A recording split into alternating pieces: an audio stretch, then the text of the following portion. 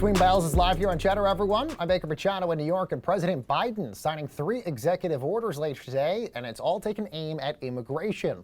The moves look to overhaul some of the hardline policies that were put in place by the Trump administration, and that includes family separations, overhauling the immigration system, and also changing the U.S. policy when it comes to asylum.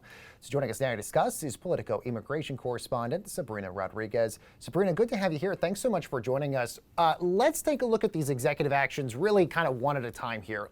Let's start here with asylum. What is the current way that we handle the asylum system right now? And how is Joe Biden's actions really going to change how that works? Yeah, well, thanks so much for having me. And, the Trump administration had a huge focus on U.S. asylum system. I mean, we remember plenty of stories about the talk of caravans coming to the border and how to handle all these asylum seekers. And, when Trump left office, he left a program in place that was called Remain in Mexico, or the Migrant Protection Protocols, which essentially, if you come to seek asylum in the U.S. and you come into the U.S., you're trying to do the process, legally, the right way that people say of filing these forms, you get sent back to Mexico, and you have to wait in Mexico while you're waiting for your U.S. court proceedings and to see if, the case, plays out in your favor to come to the United States. Biden on day one said, we're going to stop admitting people to this program. We need to figure out a better way to do this. We're not going to be sending people back to Mexico in this process. So this executive order today kind of starts the process of reviewing what to do next. So it doesn't have concrete policies to implement, but right now it's this step of saying, okay, now the Homeland Security Secretary, Alejandro Mayorkas, is going to get confirmed today. He's going to be instructed to, day one, start figuring this out and planning how to change that process at the border. Sabrina, let's talk about the abhorrent family separation policy, because we know that there's reports out there that the Trump administration at least tried to reunite some of these families, and it was incredibly difficult. They weren't able to do so. And one of Joe Biden's executive actions today is to create a task force to help reunite a lot of these children with their families. How difficult is that going to be? And is this something that Joe Biden will be able to pull off, given the fact that the Trump administration couldn't do it? Yeah, so short answer, extremely difficult. Administration officials had a call last night where they said, the big issue that they have is on the front end, a lot of these children that were separated from their parents, information about them wasn't taken in at that beginning. So a lot of the process now is going to be trying to track down the basic information, who are their relatives, where are they from, names, ages, dates, some of that data that was just never collected, making it really difficult to do this.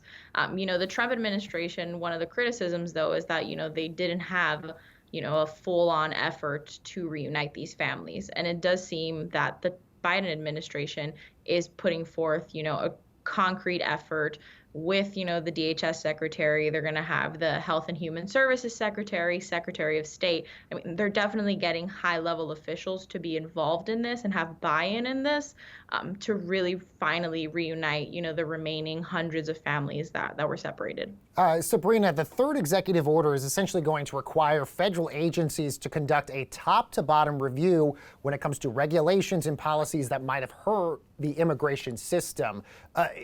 Is that going to be a tangible change right there? Do we think that might be able to work either?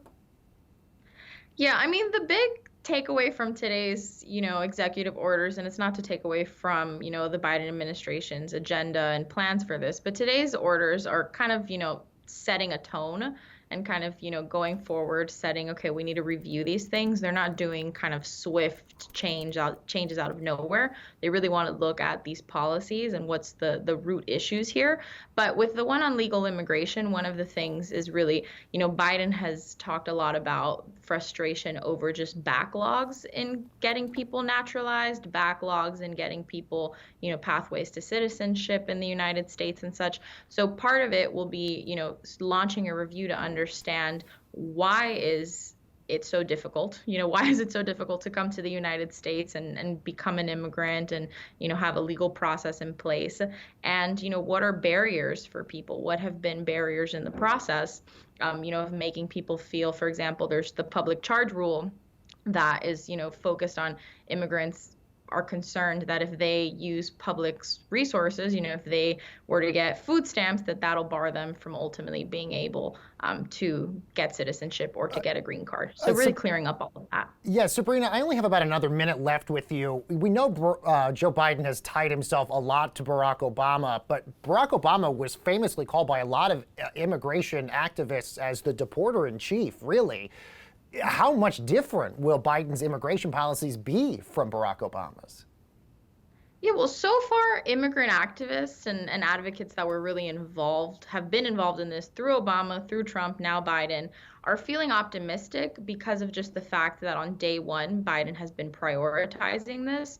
You know, it took Obama a very long amount of time to get involved, to put efforts forth in Congress to get a bill passed and just really show that he cared about this. It took him a while. So to see Biden doing this on day one, as well as hiring people from a lot of these immigrant advocate groups, hiring people that really understand the system, that part is really creating some level of optimism. So it's going to be challenging regardless. If he wants to get a comprehensive immigration reform bill passed, that requires the Senate, and we know that there's plenty of drama going on there. So it's not that it's going to be, a slam dunk, but there's definitely belief that he really cares and wants to get it done. All right, Sabrina Rodriguez, Politico immigration correspondent. Good to have you here, Sabrina. Thank you so much for your insight in all of this.